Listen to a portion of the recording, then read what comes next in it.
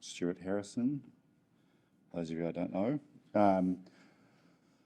This house is the Pinnell and Long house. My client, Gemma Pinnell, is over there. Any clienty questions? I might drag her into a conversation. And this is a family home for Gemma and James and their children. And it's in South Preston. This is a shot of the rear. We'll come back to this in a second. So the house aims to rework and extend an existing Californian era bungalow.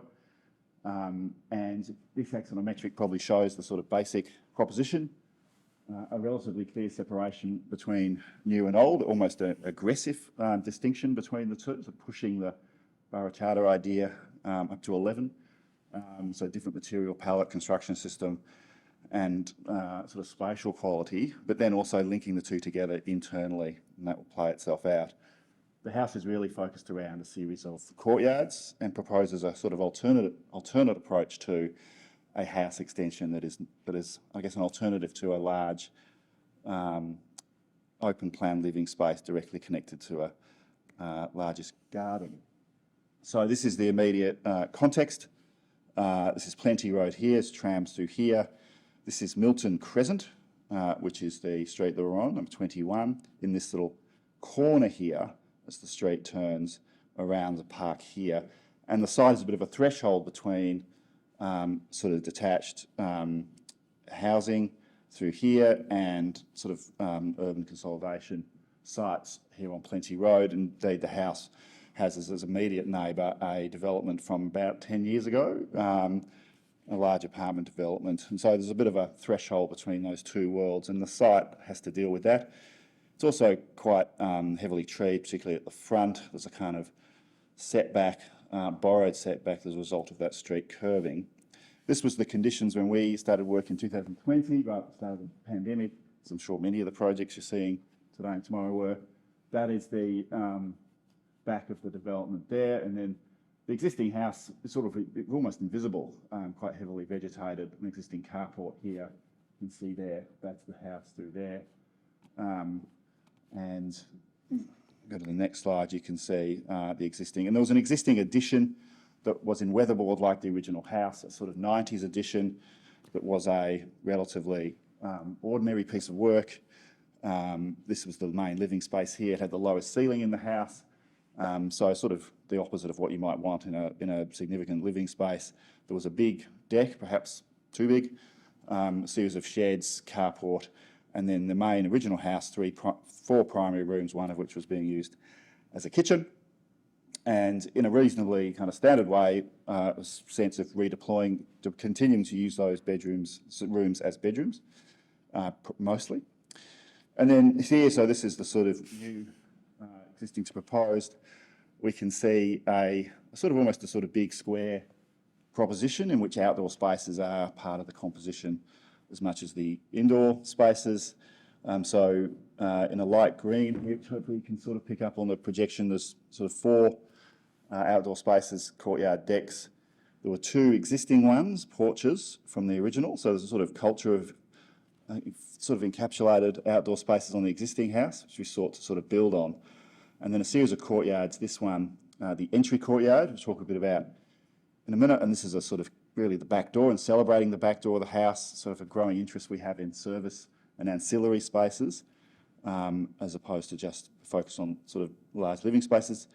Another courtyard here to the west. North is this way here. The site has good natural orientation, that large apartment development on this side, and a sort of relatively unappealing neighbour through here, another deck through here, and a smaller deck from the main bedroom, and then a series of sort of connected living spaces that play out as a sort of giant extension of the main corridor, which we sort of re-established, which had been lost, re-established and connects through. So if using the front door, there is a reasonable connection between new and old.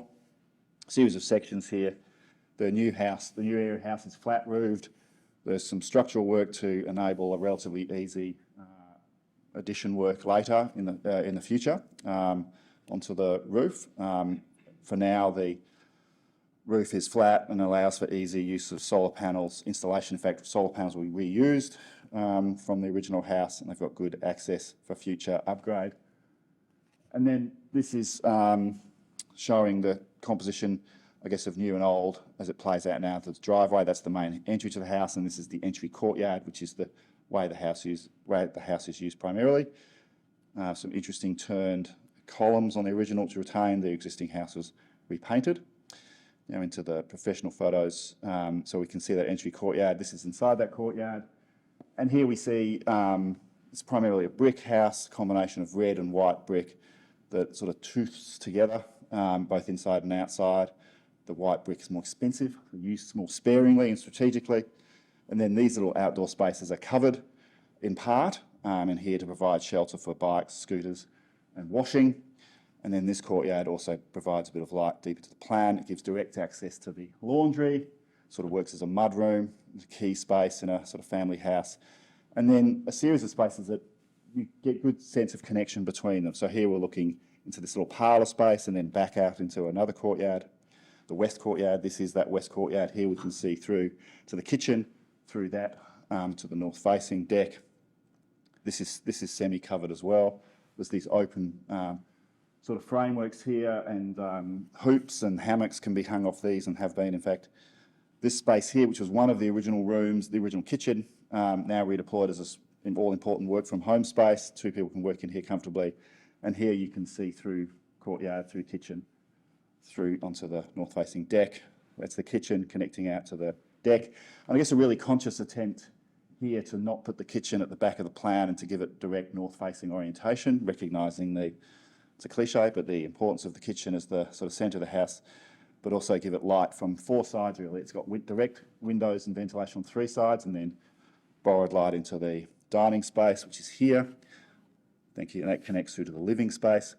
A large sort of timber strip bulkhead comes through the centre of the plan at 2.4, then it jumps up to 3 metre ceiling, 2.7 on the other side of it. So space is defined through ceiling change. And that material palette of the Blanco white brick coming into here, sort of imported brick for the white brick, a locally made wire-cut PGH brick for the red brick, and then a single stain on plywood as a primary walling material where it's not brickwork, custom grille detail for ventilation on the side of that bulkhead, the main living space. And here back outside, and then a couple of vignettes of the where the bricks meet, both inside and outside. One of the bathrooms, another bathroom, main bathroom with a seat in it, good accessibility. And then here, a few shots in action. It's James, the client, preparing toast for Audrey. Thank you. And that's a little view through to the courtyard there, the entry courtyard. Happy to take questions if you've got them.